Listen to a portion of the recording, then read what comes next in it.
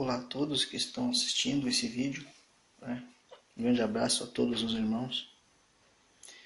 Eu gostaria de começar esse vídeo, irmãos,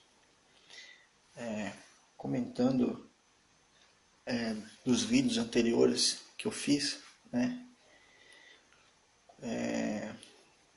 Ao qual eu estava, no caso, contestando, né? Aqueles ensinamentos, né? Aquelas interpretações, né? que estavam fazendo, né? Que tem pessoas que estão fazendo aí, dizendo que quem criou o ser humano foi o anjo caído, né? Não foi nosso pai que criou o ser humano, né? Só queria, né, fazer uma observação sobre isso, irmãos, para terminar com esse assunto, porque eu não vou mais fazer vídeos no caso, desmentindo mais nada sobre esse tipo de assunto, porque, infelizmente, irmãos, a Bíblia ela tem certas, como posso dizer assim, certos textos que deixa algumas aberto a algumas dessas interpretações, né? Então tem muita coisa manipulada na Bíblia que talvez até eles já tenham colocado já com o intuito de usar esses textos, né? No momento que nós estamos agora, né? Então tem muita coisa que é complicado tentar provar o contrário, porque tem muitas coisas ali que realmente parece que foram colocadas ali com um propósito, né? Então, mas o importante que eu creio que não só pelo que eu falei, mas outros irmãos também já tinham falado bem antes de mim, que pelo menos se ficou claro, né, que não foi esse tal anjo caído Jeová que criou o ser humano, esse nosso Pai, né? Porque analisem só comigo, irmãos, né? Que todos que estão assistindo, analisem só. Se um filho, né, criado por uma família, ele, depois de um certo tempo, né, os pais contam para ele que ele é um filho adotado, né, que o pai dele não, né, um exemplo, o pai dele não pôde criar ele, né, que talvez a mãe dele tenha morrido, ou alguma circunstância da vida, o pai dele não pôde criá-lo, né? E dessa forma, assim, esses pais adotivos criaram ele, né? E esse menino agora, ele sabe agora que ele é adotado, que ele tem um pai biológico, né? E ele posteriormente, até esse pai começa a ter contato com ele, né? Ou seja, irmãos, se alguém perguntar para esse menino, né, depois de ele sabendo de tudo isso, se alguém perguntar para ele e disser: quantos pais você tem? Então, o que o menino vai responder? O menino vai responder que ele tem apenas um pai? Ou ele vai responder que ele tem dois pais? Porque agora ele sabe que ele é adotado, né, e ele tem um pai verdadeiro que não pôde ficar com ele por alguns motivos, né, algumas dificuldades que ele teve, né?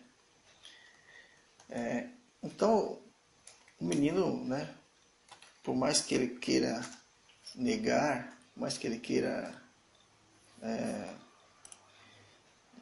não aceitar, né, ele vai ter que dizer que ele tem dois pais, né? Ele vai ter que dizer que ele tem dois pais, né? Mesmo que ele não aceite o outro, mesmo que ele não aceite o outro, ele vai ter que dizer que não, eu tenho dois pais. Eu tenho um pai que eu não considero, né, que me largou, né, e eu tenho o meu pai que me criou, né? Então, mesmo que essa história que essa história que inventaram aí que o ser humano foi criado por esse Jeová e agora nós somos adotivos, né? Mesmo assim, essa história não fecha, porque em Mateus 23, versículo 9, Messias deixou bem claro, disse: "E a ninguém na terra chameis vosso Pai, porque um só é o vosso Pai, o qual está nos céus." Né? Ou seja, se realmente isso fosse verdade, então o Messias estaria mentindo aqui. Né? Porque ele deixou claro que nós temos apenas um Pai que está no céu, não dois que está no céu. Um Pai só que está no céu. Né? Então, isso aí é só para finalizar esse assunto aí, né? Muito, muito, muito simples de provar isso. Né? Vários irmãos já provaram já, né? Para a gente virar essa página, eu quero virar essa página porque não dá para ficar tentando refutar tudo que é dito, irmãos, porque sei lá, essas interpretações aí parece que estão se proliferando igual uma bactéria aí na internet. Então não adianta, você vai refutar uma e no outro dia vai aparecer 10, né? Mas, né, só quero deixar uma observação também sobre isso, irmãos. Veja que curioso, né? Nós hoje sabemos que o plano dos caídos, né, foi o quê? Foi criar a Bíblia, né? Criar a Bíblia, né? E deixar parte da Escritura ali dentro, mas fazer o quê? Atribuir as obras de Satanás, né? As obras dos caídos ao nosso Pai, né? Dizendo, né, que tudo o que aconteceu no passado lá, aquelas coisas que a gente sabe que não foi nosso Pai. Então o plano deles foi esse, né? Foi fazer o mundo inteiro acreditar que todas aquelas coisas foi o Pai verdadeiro que fez. Mas como hoje a verdade veio, né? E muitos já estão despertos já, eles sabem que, né, que não tem como mais usar isso para poder enganar a gente. Né? Não tem mais como usar esse mesmo argumento. Então vejam só que engraçado não, vejam só que como é. Parece que tem pessoas hoje que estão fazendo o que? Ao contrário. Né? Eles sabem que não podem mais atribuir as obras de Satanás a nosso Pai. Estão fazendo hoje ao contrário, para fazer a pessoa, mesmo assim, errar, atribuindo as obras do nosso Pai a os caídos. Né? Vejam só que interessante, né? Creio que alguns dos irmãos já devem ter percebido isso, né? Mas eu percebi e falei, poxa, estão fazendo ao contrário agora. Né? Mas o importante é que os irmãos que estão libertos, que já nasceram de novo, né? Já sabem distinguir onde é que está a verdade e onde é que está o espírito do erro. Né? Mas, irmãos, o assunto do vídeo, como o título diz, né?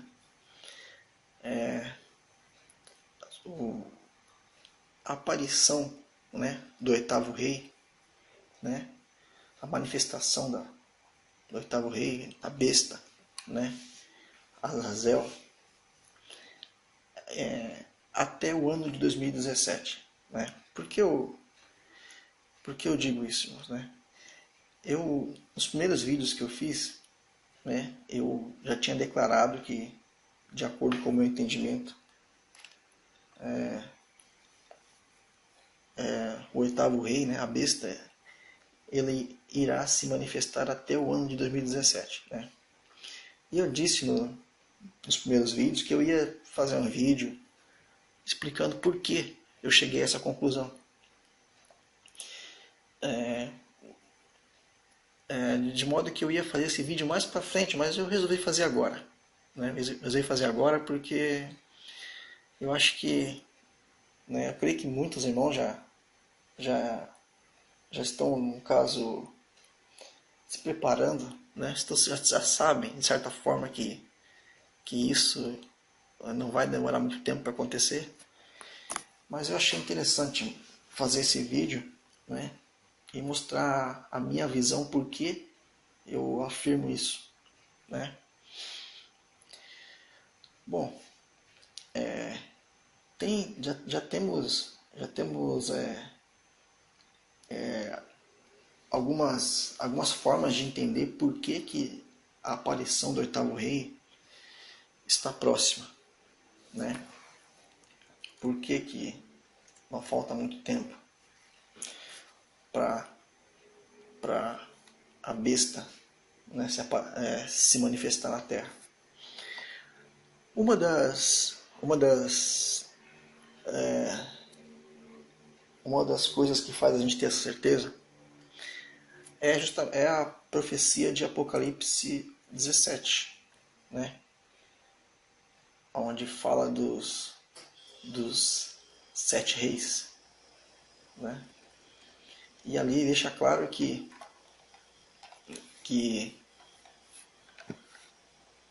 5 já caíram, né? Diz assim, né, em Apocalipse 17, versículo 10. Né? E são também 7 reis. 5 já caíram e um existe. Outro ainda não é vindo. E quando vier, convém que dure um pouco de tempo. Né? Então, para todos nós que já conhecemos essa passagem, essa profecia, né? Então nós sabemos que estamos vivendo o tempo desse rei que está dizendo que irá durar pouco tempo. Né? E quem tem acompanhado a mídia, né, já viu que o Francisco ele já declarou que ele já sente que, não sei se ele sente ou se ele tem algo, um pressentimento, que ele vai ficar pouco tempo. Né? Ou seja, nós estamos em 2015, então já fazem 2 anos que ele está no caso, no poder, vamos dizer assim. Né? Ele foi proclamado em março de 2013, então março de 2014 fez 1 ano, e março de 2015, 2 anos. Né? Temos um pouco mais de 2 anos. Né? Então provavelmente, né, da mesma forma que ele disse, né, que ele acha que vai ficar mais 2 anos, 3, ou talvez 1, ele falou, né? Deu essa dica aí, né? Então a gente sabe que não falta muito tempo para manifestação do oitavo rei. Além disso, irmãos, né? Além disso, né? Outro fato que está acontecendo, né? Que também nos deixa, no caso, é mais uma comprovação de que estamos próximos da manifestação do oitavo rei, é a questão da separação que o Messias disse que iria acontecer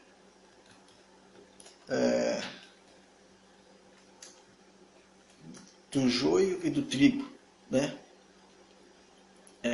Deixe-me ver aqui, Mateus 13, né? Parábola do joio e do trigo. Né? Mateus 13, versículo 30. Né? Deixai crescer ambos juntos até a ceifa. Né? E por ocasião da ceifa direi aos ceifeiros: colhei primeiro o joio e atai-o em molhos para o queimar, mas o trigo ajuntai-o no meu celeiro. Né? O que acontece, irmãos? Essa separação, né, de acordo com o sistema religioso, de acordo com o que eles ensinam, essa separação ela iria acontecer no momento do arrebatamento, né? Ou seja, aqueles que forem arrebatados, né, são, no caso, o trigo, né? E quem ficasse era o joio, né? Isso antes do início, né, da tribulação, antes da chegada do oitavo rei. Mas como nós sabemos já hoje que isso é mentira, que não vai acontecer dessa forma, né, que não haverá nenhum arrebatamento antes da tribulação, né, será ao soar da sétima trombeta, ou seja, bem para frente, né, vamos passar por praticamente toda a grande tribulação, todo mundo vai passar aqui. Então, o que acontece? Então, se só vai acontecer o arrebatamento no final da tribulação, então quando é que iria começar? Quando é que vai começar essa separação, então? Né? De acordo com o meu entendimento, irmãos, né? Creio que muitos irmãos devem concordar, essa separação já começou, né? Já começou, e essa grande, vamos dizer assim, evasão das igrejas, um grande número de pessoas saindo das religiões, na minha opinião, justamente é essa separação que está acontecendo, né? Antes da chegada do oitavo rei, né? Então são dois fatos que nos dão prova, né, de que estamos perto da chegada do oitavo rei, né, da manifestação dele. Mas o que acontece, irmãos? Eu gostaria de deixar também um outro entendimento que eu tenho, né, que eu tive a respeito, né, do porquê que o oitavo rei ele vai aparecer antes de 2017, né? Se caso a gente entrar no ano de 2017, ele não aparecer, eu não vou deixar de crer, né? Mas, de acordo com o meu entendimento, talvez a gente nem entre no ano de 2017, né? E vou mostrar para os irmãos por que eu acho isso, né? No livro de Daniel, né? Eu vou tentar ser o mais breve possível, irmãos, né? Porque talvez se eu ficar tentando explicar muito detalhadamente, talvez eu possa até complicar os irmãos.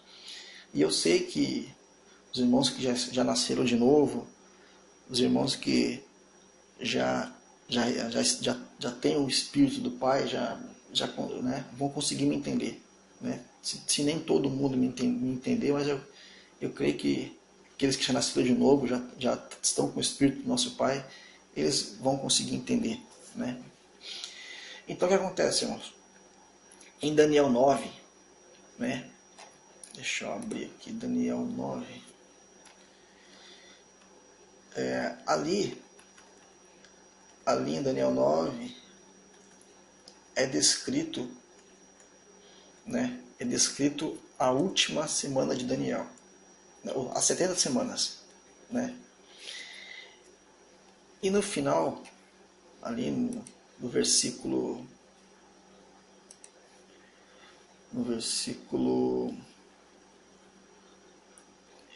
25 em diante, não, desculpa, 24 em diante, ali está explicando ali sobre essas 70 semanas, né?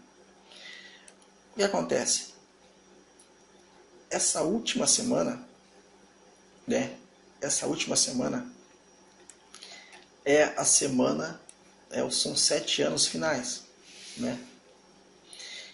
E o que acontece? Esses 7 anos, né, de acordo com o sistema religioso, né, quando iniciar esses 7 anos finais, naquele momento haverá o arrebatamento da igreja, né, ou seja, os salvos, as pessoas que foram salvas vão sair da terra, né? E quem ficar aqui vai passar pela tribulação e vai ter que encarar o anti-messias aí, né? O oitavo rei, né? Mas, como nós sabemos que isso é mentira, né? Que não vai haver arrebatamento, né? Antes do oitavo rei aparecer, o que acontece? Eu vou tentar mostrar para os irmãos o que eu entendo dessa parte, né? Dessa última semana aqui, né? Então eu vou ler o versículo 27 do capítulo 9 de Daniel, né? Esse é o texto-chave do entendimento aqui, tá? Bom, Daniel 9, 27. E ele firmará aliança com muitos por uma semana. E na metade da semana fará cessar o sacrifício e a oblação. E sobre a asa das abominações virá o assolador, e isto até a consumação. E o que está derramado, e o que está determinado será derramado sobre o assolador. Bom, irmãos, o que acontece?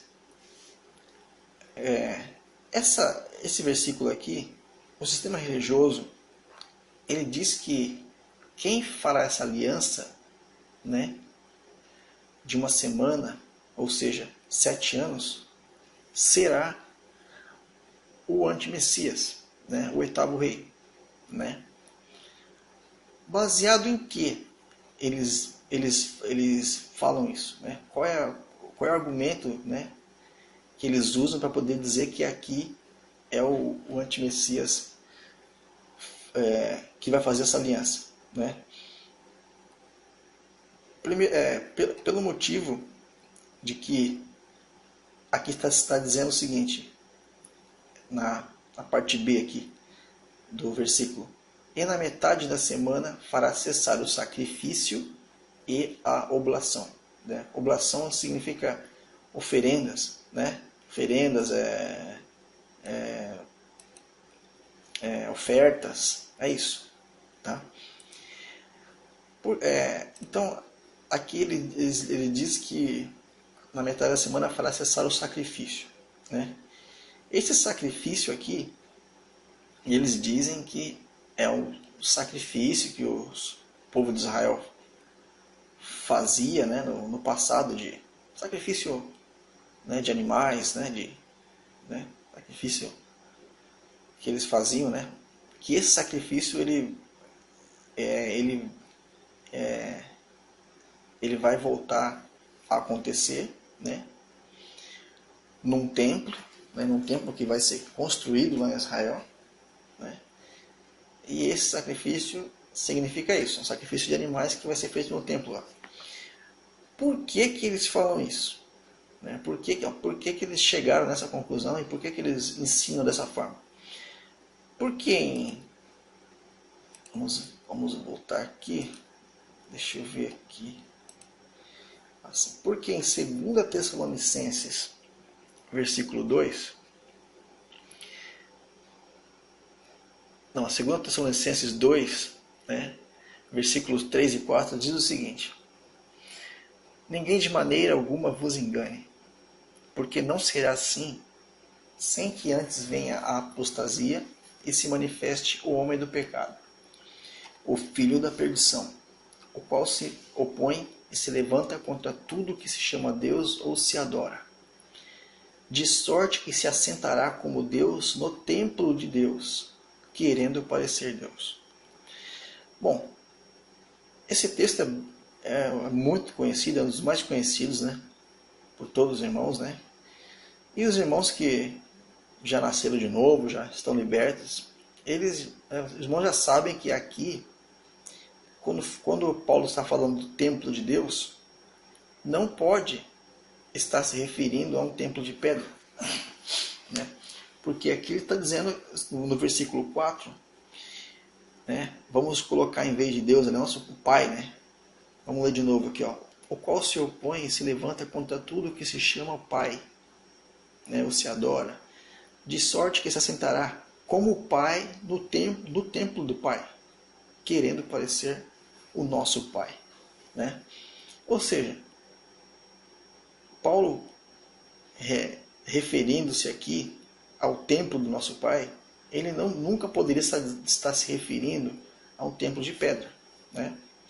Acho que os irmãos já sabem disso, né? Por quê? Porque em Atos 7:48, 7, versículo 48, né? Deixa claro ali que o nosso Pai, né, o Altíssimo, não habita em templos feitos por mãos de homens, né? Também em Atos 17:24 também, né, diz, né, o Deus, mas nosso Pai, que fez o mundo e tudo que nele há, sendo o Senhor do céu e da terra, não habita em templos feitos por mãos de homens, né? Também em 1 Coríntios 3, 16 e 17, né, também está descrito: não sabeis vós que sois o templo de Deus, né? Ou melhor, do nosso Pai, e que o Espírito de Deus habita em vós? 17. Se alguém destruir o templo de Deus, Deus o destruirá, porque o templo de Deus, que sois vós, é santo, né? Então, irmãos, né, 2 Coríntios também, 6,16, né, também, mais uma vez, Paulo afirma isso. E que consenso tem o templo de Deus com os ídolos? Porque vós sois o templo do Deus vivente. Como Deus disse: neles habitarei e entre eles andarei, e eu serei o seu Deus e eles serão o meu povo. Então, irmãos, sabendo disso, né, sabendo que Paulo, ali em 2 Tessalonicenses, não estava se referindo ao templo de Deus como sendo um templo de pedra, então em Daniel 9, né, como em Daniel 9, é errado então eles dizerem que esse sacrifício aqui é um sacrifício de animais que vai ser feito num templo de pedra, né? Porque se eles estão se baseando no texto de Paulo, então Paulo não estava falando isso. Então esse argumento então cai por terra, né? Não era disso que Daniel estava se referindo aqui, né? Não era essa a interpretação, entendeu? Mas se a gente ler um pouco antes, né, no versículo 27, um pouco antes do versículo 27, em Daniel 9, vamos ler o versículo 26. E depois das 62 semanas será cortado o Messias, né? Quando o Messias morreu, no caso, né? Quando o Messias fez o sacrifício por nós, né? Mas não para si mesmo. E o povo do príncipe que há de vir destruirá a cidade e o santuário, e o seu fim será como uma inundação. E até o fim haverá guerra, estão determinadas as assolações. Bom, aqui, irmãos, quando eu falo aqui, e o povo do príncipe que há de vir, está falando justamente do Império Romano, né? Eu creio que, acho que é liderados por Imperador Tito, se não me engano, né? Não lembro bem o nome, mas deve ser Tito, que ele invadiu a cidade de Jerusalém e destruiu tudo lá, né? Isso foi, acho que em 70 depois do Messias, né?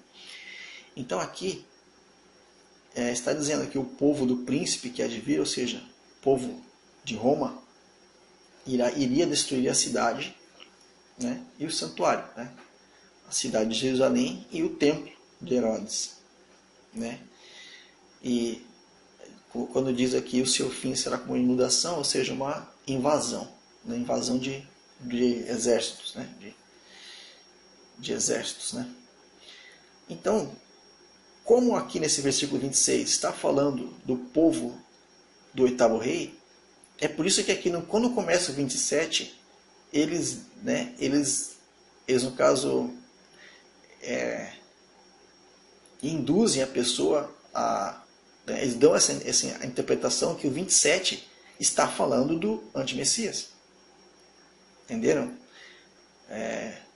Se da metade da metade do versículo 26, né, ali está falando do povo do príncipe que há de vir, né, o povo do príncipe do oitavo rei, né, que ia fazer isso, ia destruir a cidade, né? Aí no 27, né, eles ensinaram que está falando do antimessias, do oitavo rei, né? E ele firmará uma aliança com muitos por uma semana. E na metade da semana, né, fará cessar o sacrifício e a oblação, né? Então, isso que foi ensinado, irmãos, né, no sistema religioso, né? Agora, como a gente viu que esse sacrifício que está dizendo aqui, que eles ensinaram que é um sacrifício, né, no tempo da lei, como era feito no tempo da lei, né? Como eles ensinaram que é um sacrifício, como era feito no tempo da lei, baseado naquilo que o apóstolo Paulo disse a respeito de 2 Tessalonicenses, né? Como a gente viu que ali em 2 Tessalonicenses Paulo não estava se referindo a um templo de pedra, então aqui no versículo 27 de Daniel não pode estar se referindo a um sacrifício, né, do tempo da lei, feito num templo. Entenderam, irmãos? Né? É um pouquinho meio complicado de explicar, talvez, mas eu creio que não seja difícil de entender, né? Então o que acontece, irmãos? Essa aliança aqui, né, e esse sacrifício aqui, né, no meu entendimento, não é o antimessias que irá fazer, né, a aliança e fará cessar esse sacrifício. Justamente pelo caso disso, porque eles se basearam no texto de Paulo, né, do templo lá. Mas a gente viu que não está se referindo a templo de pedra, né, que o templo do nosso Pai somos nós, né? Então, de quem está falando aqui no versículo 27? No meu entendimento, irmãos, né, está falando do nosso Messias. Que ele que firmará uma aliança com muitos por uma semana, né? Ou seja, essa última semana, né, de acordo até com o que o sistema religioso ensina, os últimos 7 anos aqui na Terra, antes da volta do Messias, antes da consumação dos séculos. Então, de quem está falando aqui no versículo 27 é do Messias, né, que ele que firmará essa aliança com muitos por uma semana. Por quê? Que aliança é essa, Luciano? Da onde que você tirou essa aliança? Essa aliança, né, que de acordo com o que eu entendo é o Messias que já está fazendo nos dias atuais, essa aliança ela foi primeiramente profetizada que iria acontecer por Jeremias. Deixa eu achar aqui. Sim. Jeremias, capítulo 31, versículo 31 ao 36. Né? Bom, aqui é Jeremias exortando, né, o povo de Israel, né, que provavelmente aquele povo não ouvia ele, né, era complicado, né, se o próprio Messias veio aqui e poucas pessoas, poucos da casa de Israel creram nele, né? Imagina Jeremias, a dificuldade que ele teve, né? Mas vamos ler o texto do 31 ao 36, que vocês vão ver que Jeremias, né, ele fala para aquele povo que o Messias ele ia fazer uma nova aliança com aquele povo. Ou seja, ele ia dar uma segunda chance para aquele povo, né? Vamos ler então esse texto, né, que os irmãos vão entender muito bem, né, o que quis dizer ali. Jeremias 31, versículo 31. Eis que dias vêm, diz o Senhor, em que farei uma aliança nova com a casa de Israel e com a casa de Judá. Não conforme a aliança que fiz com seus pais, no dia em que os tomei pela mão, para os tirar da terra do Egito, porque eles invalidaram a minha aliança, apesar de eu os haver desposado, diz o Senhor. Mas esta é a aliança que farei com a casa de Israel depois daqueles dias, diz o Senhor. Porei a minha lei no seu interior e a escreverei no seu coração. E eu serei o seu Deus e eles serão o meu povo. E não ensinará mais cada um a seu próximo, nem cada um a seu irmão, dizendo: Conhecei ao Senhor, porque todos me conhecerão, desde o menor até o maior deles, diz o Senhor. Porque lhes perdoarei a sua maldade e nunca mais me lembrarei dos seus pecados. Vejam só, né? Assim, 35. Assim diz o Senhor, né? Que dá o sol para a luz do dia e as ordenanças da lua e das estrelas para a luz da noite, que agita o mar, bramando as suas ondas. O Senhor dos Exércitos é o seu nome, né? Os irmãos sabem que tem muita coisa blasfemada aqui, né? Muita coisa, né? Entendeu? Mas vamos continuar e lá na frente os irmãos vão entender. Veja o versículo 26 agora, 36 agora.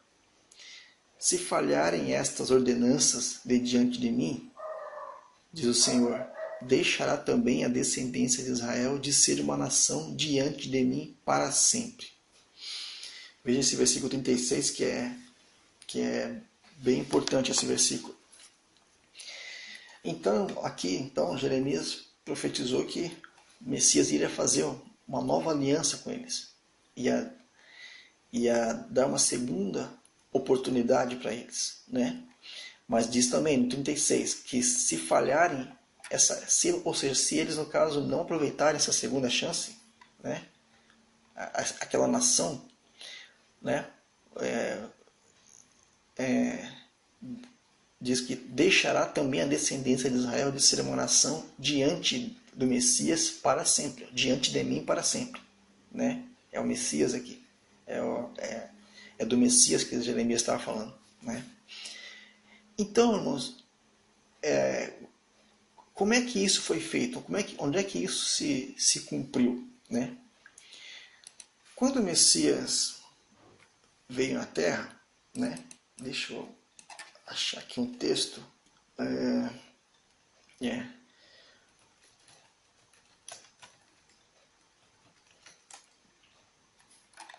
Sim. Aqui é Mateus 10. Mateus 10, irmãos. Versículo 5 em diante. Né? Veja que o início da missão dos apóstolos. Né? Veja o que o Messias disse aqui. Ó. O Messias enviou estes 12, e lhes ordenou, dizendo: Não irei pelo caminho dos gentios, nem entrareis em cidade de samaritanos, mas ide antes as ovelhas perdidas da casa de Israel. Então, irmãos, entenda que essa aliança que Jeremias no caso profetizou, né, que o Messias iria fazer com a casa de Israel, né? Isso se cumpriu quando o Messias veio na Terra, né? Ele escolheu os 12 apóstolos, né? E ele enviou esses 12, né, para primeiramente tentar, no caso, levar a verdade para eles, entendeu? Dar uma segunda chance para eles. Estão me entendendo? Então, aí se cumpriu essa aliança que Jeremias, no caso, tinha profetizado, entendeu? E é assim que funciona essa aliança, irmãos.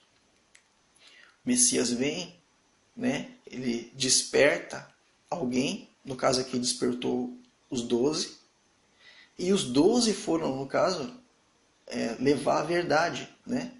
Levar a verdade para eles, ou para a casa de Israel, né? Aí no caso, quem cresce nos apóstolos, né?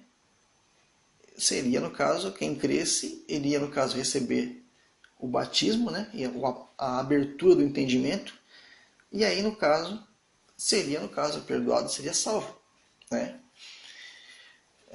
Como diz ali né? Como diz ali em Jeremias, né? 33. Jeremias 31, versículo 33. Ó. Mas esta é a aliança que farei com a casa de Israel depois daqueles dias, diz o Senhor. Porei a minha lei no seu interior e a escreverei no seu coração, né? E eu serei o seu Deus e ele será o meu povo, né? Então, esta aliança de que Jeremias profetizou aconteceu ali. Mas não foi só nessa ocasião que essa aliança foi lembrada, né? Então, aí que os irmãos vão começar a entender agora, né? Porque o apóstolo Paulo, né, também quando ele enviou as cartas aos hebreus, ele também, no caso, ele citou por 2 vezes essa aliança, né? Por 2 vezes ele citou isso, né? Essa aliança que o Messias que iria fazer. Vamos ver aqui então Hebreus 8, versículo 10. Né? Os irmãos podem depois ler um pouco antes, um pouco depois, para você ver que praticamente são as mesmas palavras de Jeremias. Né? Mas eu só deixei os 2 versículos principais ali, que já é o bastante. Né? Hebreus 8, versículo 10. Porque esta, né, é a aliança que depois daqueles dias farei com a casa de Israel, diz o Senhor. Porei as minhas leis no seu entendimento, veja só, no entendimento, né, no espírito, e em seu coração as escreverei. E eu lhes serei por Deus e eles me serão por povo. Né? Então ali aparece a repetição, né, da profecia de Jeremias. Né? Veja que o apóstolo Paulo ali falando para aquele povo, olha, isso foi profetizado por Jeremias, né? E essa é a verdade, né? Ele tentando no caso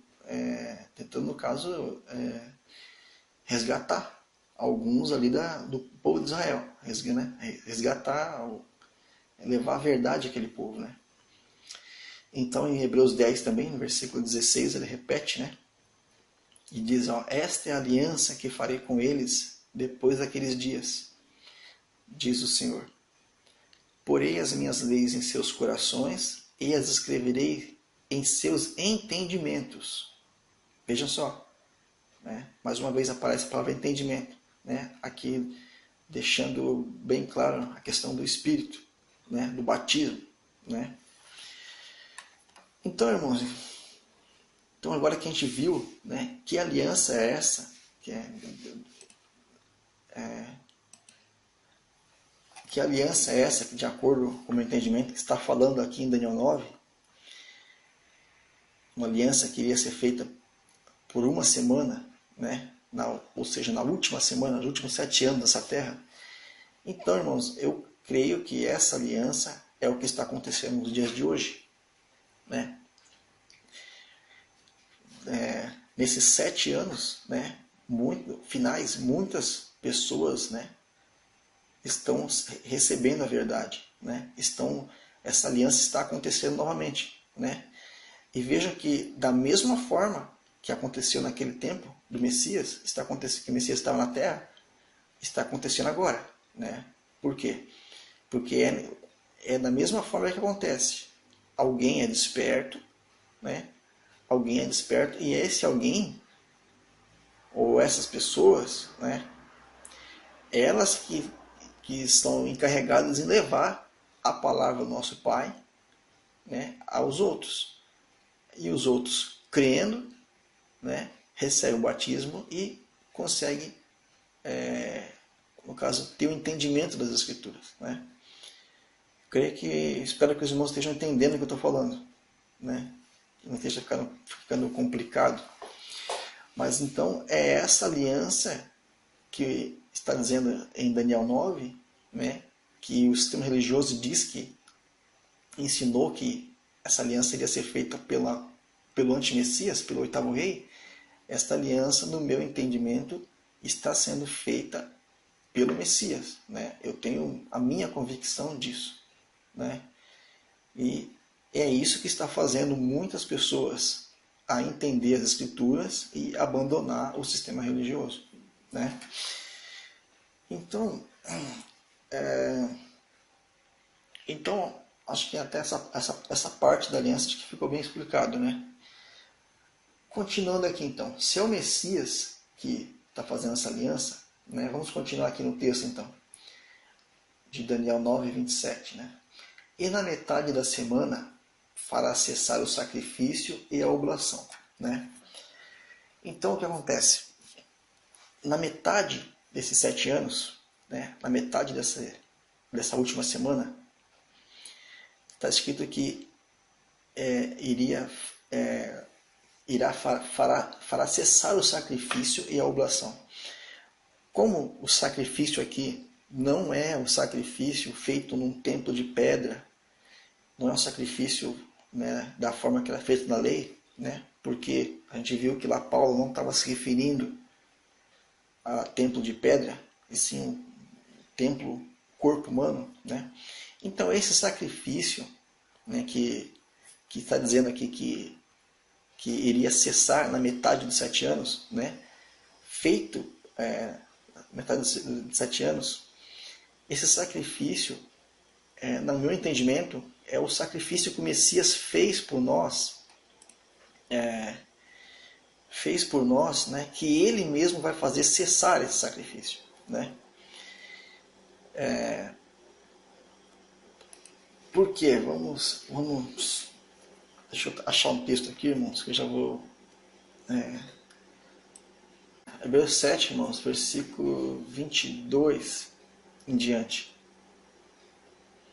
Vamos ler aqui que vocês vão entender que o sacrifício que o Messias fez, né, pela humanidade, né, claro, pela humanidade, mas para aqueles que creem nele, né?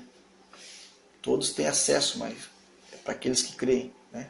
Aquele que não crê, no caso, desperdiçou, né? Desperdiçou o sacrifício do Messias, né? Não, né?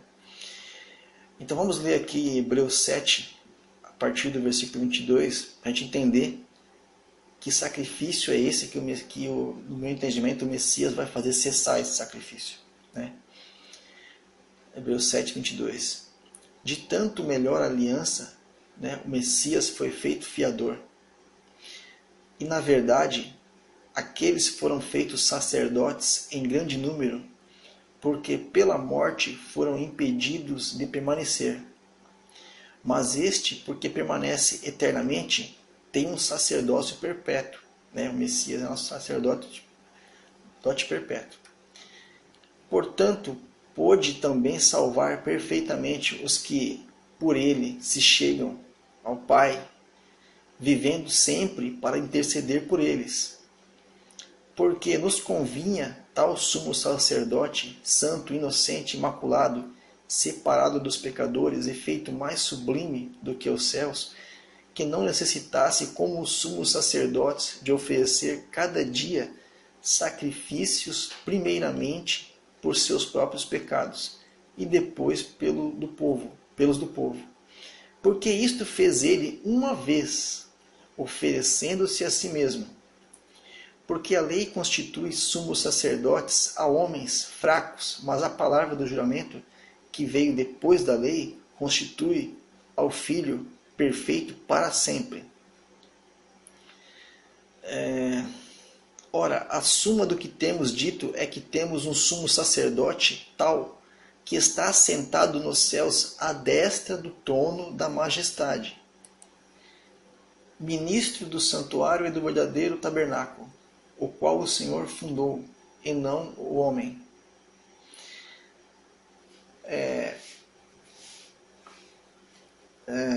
Deixa eu só adiantar um pouco aqui.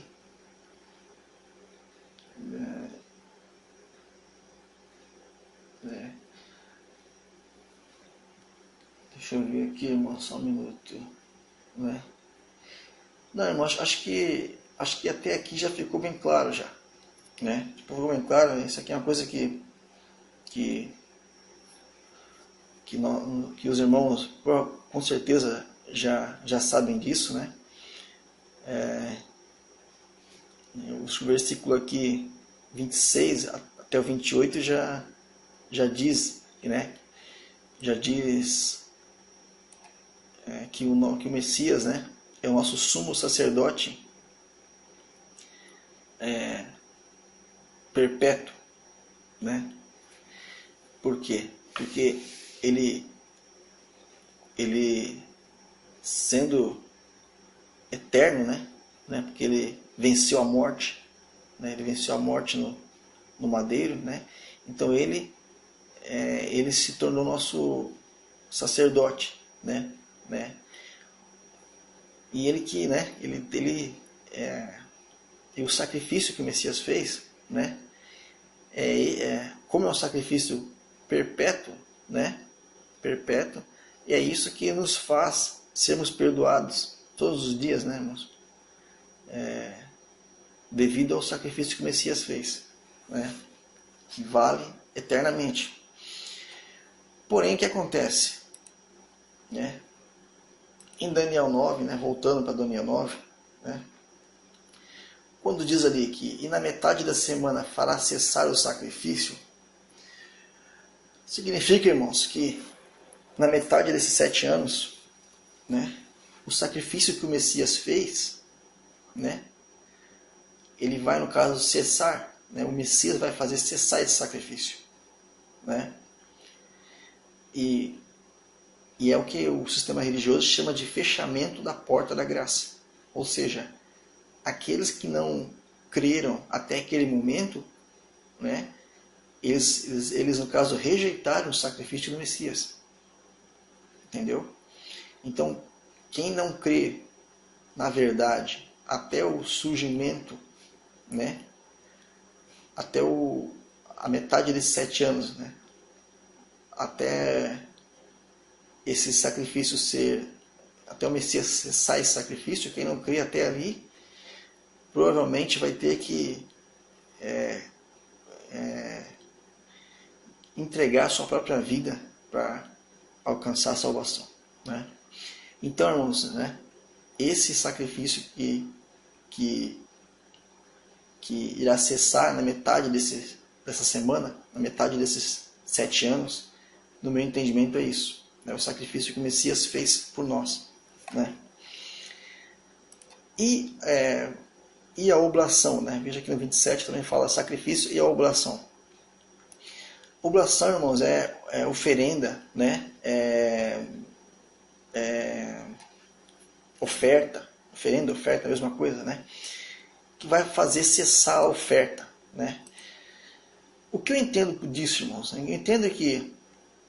Eu entendo que quando o 8º rei chegar, no momento que ele chegar, provavelmente haverá então a apostasia, né, que é dito nas Escrituras, né?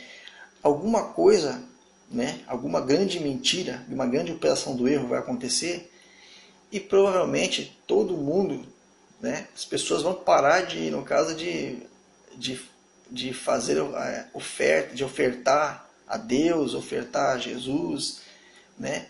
Que no caso vai ser essa oblação aqui. As pessoas vão parar de ofertar, vão parar de... Por quê? Porque provavelmente com a vinda do 8º rei vai acontecer algo tão que o mundo inteiro vai se maravilhar, né? É o que está escrito ali no Apocalipse 13, versículo 4, né? Não, desculpa, Apocalipse 13, versículo 3, irmãos, né? Vamos ler aqui. E vi uma das suas cabeças como ferida de morte, e a sua chaga mortal foi curada, e toda a terra se maravilhou, né, após a besta, né? Ou seja, toda a terra ficou maravilhada após o surgimento da besta, né? Então eu creio, irmãos, que vai acontecer algo uma operação do erro tão grande que as pessoas vão dar um tempo, elas vão parar de ficar dando oferta nas igrejas, elas vão parar de ir na igreja, vai acontecer algo que vai abalar o mundo inteiro. É um acontecimento que todo mundo vai ficar abalado, vai ficar maravilhado, como diz ali, né, no texto, né, de Apocalipse. Né? Então, eu acho que nesse momento as ofertas, né, vão parar, as ofertas, as oferendas a Deus, que a pessoa vai lá na igreja, oferta dinheiro a Deus, oferta dízimo, oferta oferta a própria vida, no caso, né, o próprio tempo, né, faz trabalhos na igreja, né, ofertando aquilo, achando que está ofertando aquilo para o nosso Pai. Né? Então isso vai, quando o oitavo rei chegar, eu creio que vai ser um choque tão grande no mundo que as pessoas vão dar um tempo, vão querer entender o que está acontecendo. Então, aí acho que a partir desse momento que as pessoas não vão mais parar de ofertar, de ir na igreja, que elas vão querer, né, vão querer entender o que está acontecendo. Entendeu? Então eu acho que é disso que está falando nessa parte aqui do versículo 27. Né?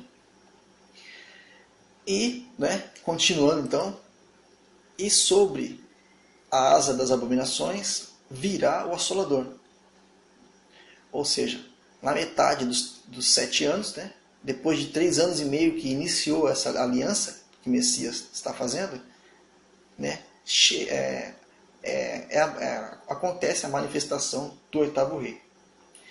E isto até a consumação. E o que está determinado, será derramado sobre o assolador. Né? Então, irmãos, é baseado nisso, nesse entendimento, né, que eu entendo que o oitavo rei ele tem que se manifestar antes de 2017. Ou até um prazo máximo de 2017. Né? Por quê? Porque, irmãos, eu particularmente, isso é uma coisa pessoal, né? Eu particularmente, essa aliança que o Messias está fazendo, né, com muitas pessoas, né? É claro, independente eu comecei eu fiz essa aliança faz 2 anos, outro fez há 1 ano, independente disso, nós somos todos iguais, né? Ninguém é melhor que ninguém, né? Mas eu particularmente a minha aliança com o Messias, essa aliança começou em março de 2013, né? Sei que muitos irmãos estão entendendo o que eu estou falando e provavelmente muitos aconteceu com eles também isso. E entenda o seguinte, irmãos, essa aliança, né, que a gente já viu nos textos de Hebreus, não é o fato da pessoa ter saído do sistema religioso. Né? Essa aliança é quando você começou a entender as Escrituras. Ali, a partir daquele momento, que iniciou a aliança com a pessoa. Né? Então, eu já tinha saído do sistema religioso, já fazia tempo já. Né? Mas a aliança, né, comigo, particularmente, começou em março de 2013. Né? Justamente naquele período que eu vi, que eu comecei a buscar, né, pela internet, né, via os vídeos do irmão Rubens, né, entendeu? Aí começo do ano ali apareceu, né, veio a notícia que o Papa ia sair, né, o Bento XVI ia sair, né? E aí veio toda aquela confusão, né? Irmão Robert apareceu, né? Trazendo um monte de revelações para a gente. Então, a partir daquele momento ali, eu comecei a entender a Escritura sozinho, né? Tanto que dali para frente eu praticamente li a Escritura inteira, né? E eu considero que daquele período para frente, né? Daquele período ali, essa aliança comigo começou, né? Então veja só, irmãos, né? Eu creio que eu não fui o primeiro, né, não fui o primeiro a saber disso. Com certeza não fui, mesmo porque a grande maioria das coisas que a gente começou a ouvir, que eu fui, né, buscando, né, iniciou com o aparecimento do irmão Robert, né, que foi em março de 2013. Então, com certeza, muitas pessoas já sabiam antes de mim, né?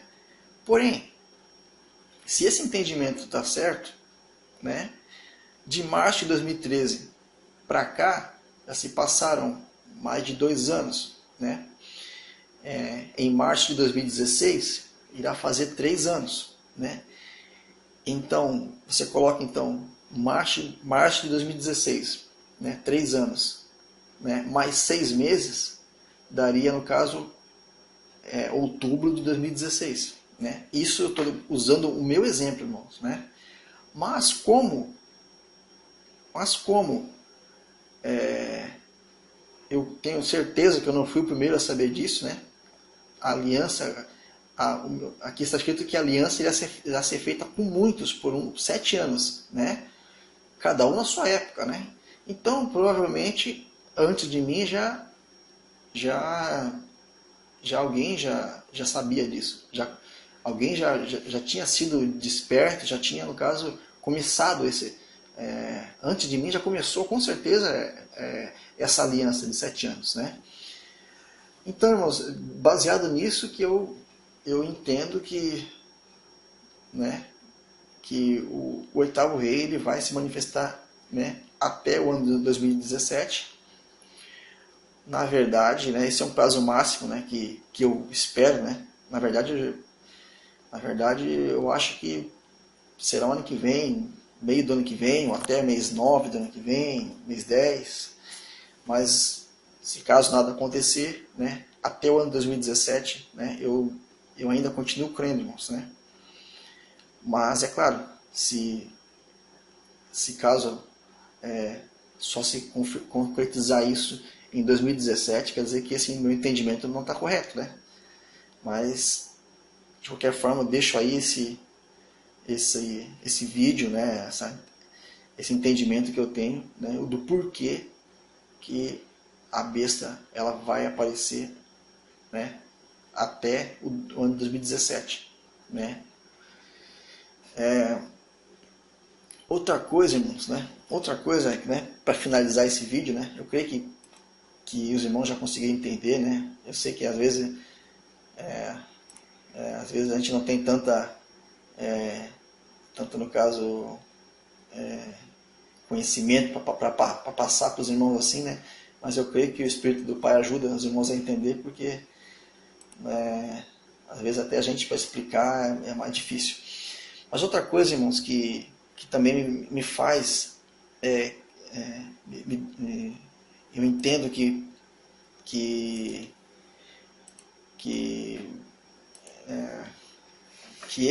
essa aliança de 7 anos começou mais ou menos ali em 2013 ou final de 2012, é o que está escrito justamente em Apocalipse 2017, Apocalipse 17, irmãos, né? Mas isso já é uma especulação minha, irmãos, né? Não é algo que eu digo como certeza, né? Mas se o livro do Apocalipse é a revelação dos tempos finais, provavelmente essa revelação que João teve é dos últimos 7 anos, né? Ou da última semana, né? Justamente do período que o Messias está fazendo aliança com o mundo, com as pessoas, né? Então, se o Apocalipse, no caso, é uma revelação dos tempos finais, ou vamos dizer assim, da última semana, e aqui em Apocalipse 17, no versículo 10, onde fala dos reis, né? Aqui mostra em que tempo que João viu essa profecia, né? Vamos ler aqui versículo 10 do Apocalipse 17. E são também 7 reis, 5 já caíram, e um existe. Então, irmãos, a gente sabe que esse um que existe está se referindo a Bento XVI, né?